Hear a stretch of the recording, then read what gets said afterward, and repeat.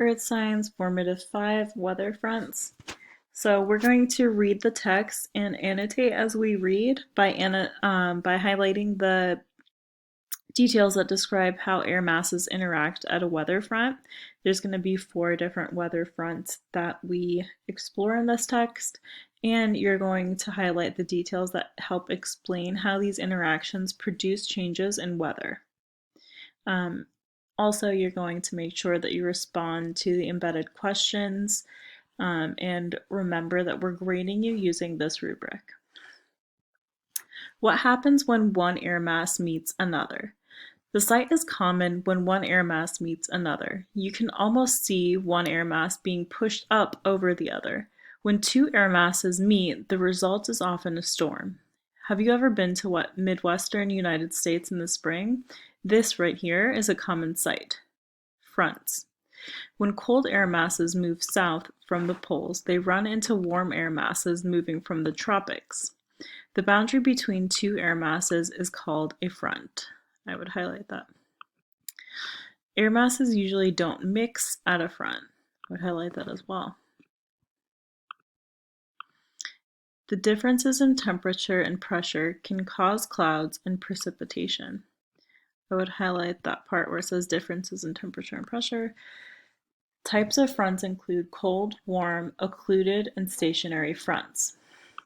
So now what you're going to do is you're going to pause and describe what a weather front is in your own words. Make sure that it's not plagiarized, that means copied directly from the text, just in your own words. What is a weather front? Cold fronts.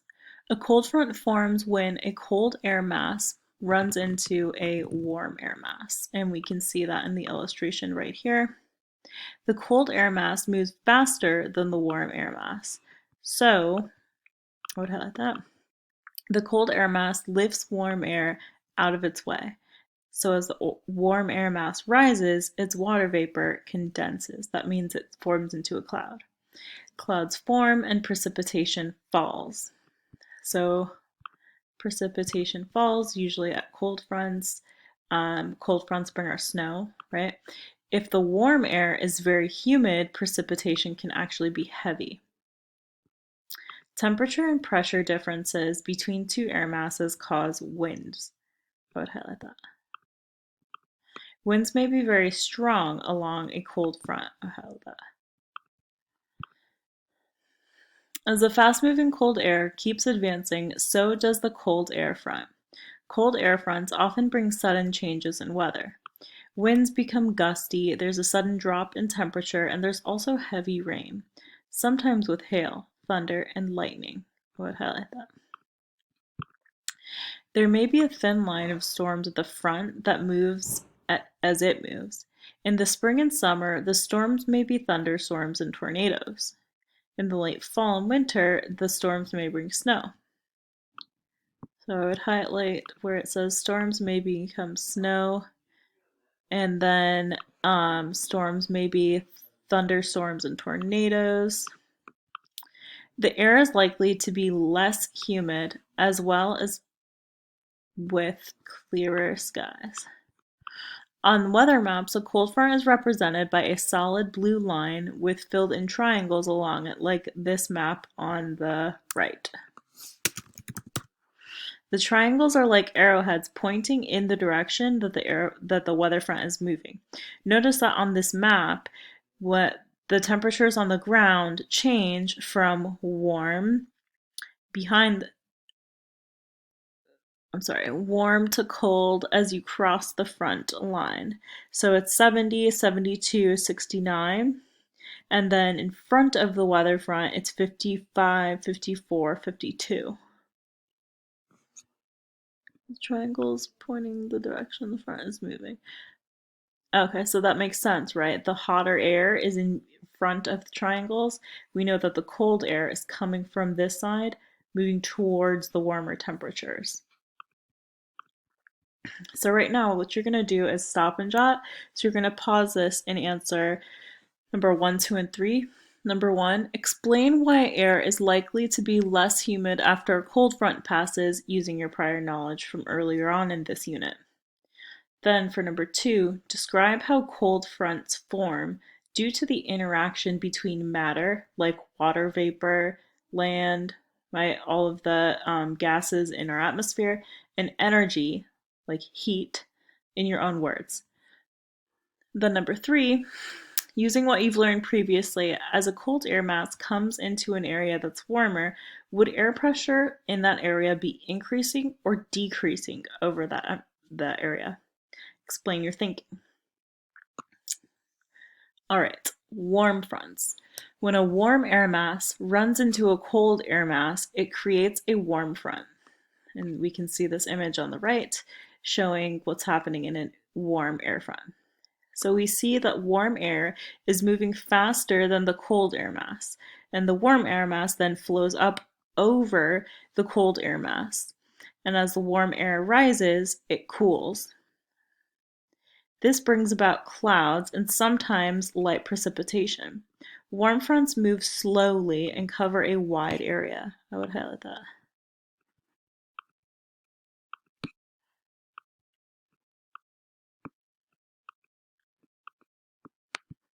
Highlight that. After a front passes, the warm air mass behind it brings warmer temperature. It's also likely to be more humid.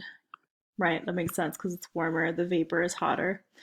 So stop and jot now. You can pause and then press play when you're ready to move on. In your own words, summarize how warm fronts form due to the interaction between matter and energy. Matter being the vapor, the water vapor in our atmosphere, and energy being heat.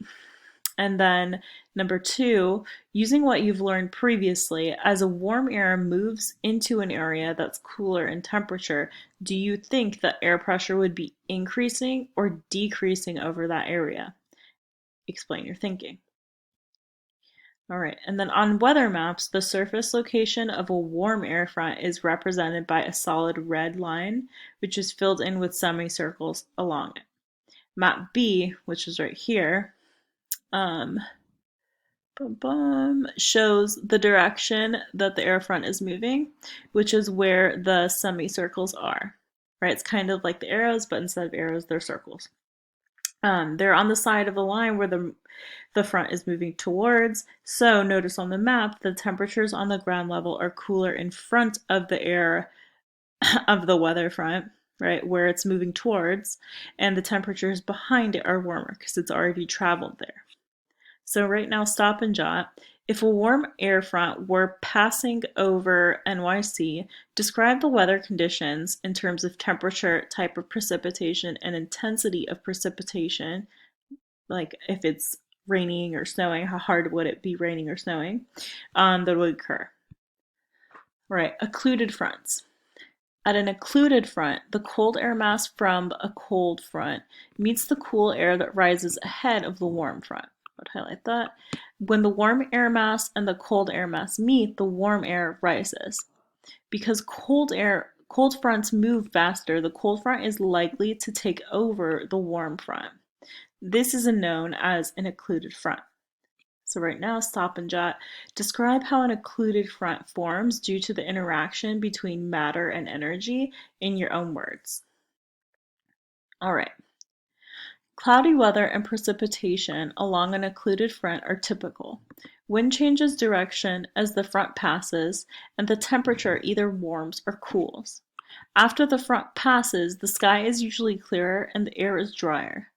On a weather map shown below and are shown to the right.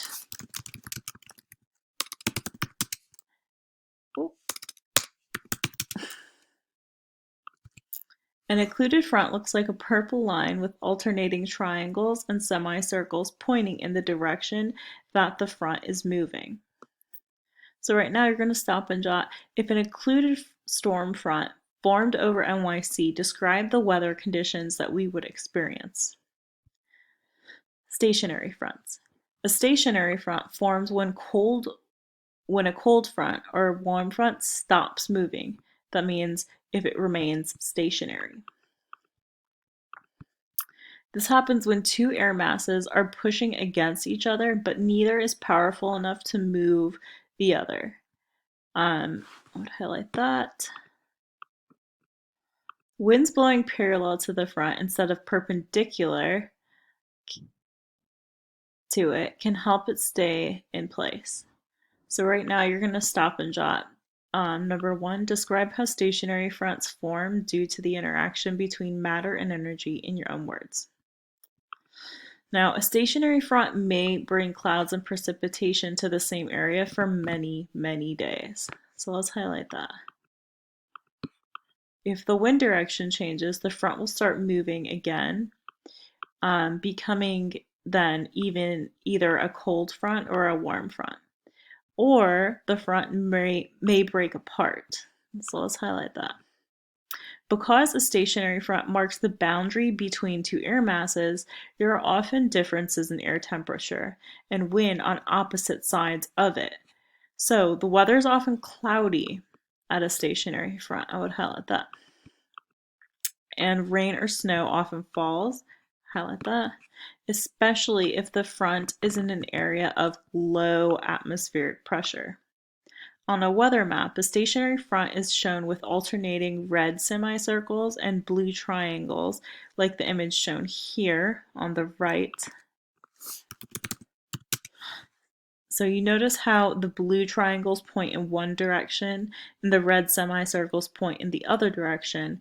That shows you that the warm air is traveling in this direction that the semicircles are pointed, and then the cold front was originally the cold front represented by the blue triangles was originally traveling this way. So right now you're going to stop and jot. If a stationary front formed over NYC, describe the weather conditions that we would experience. Then you're going to predict, do you think that human beings can control weather, like cause rain to occur or create a storm? What do you think that we'll have to be able to do to make a storm occur? And then if you still need some visuals or auditory explanation of how weather fronts form, you can go ahead and click this link. This is a great video that helps explain why. Writing's not that easy, but all right, good luck.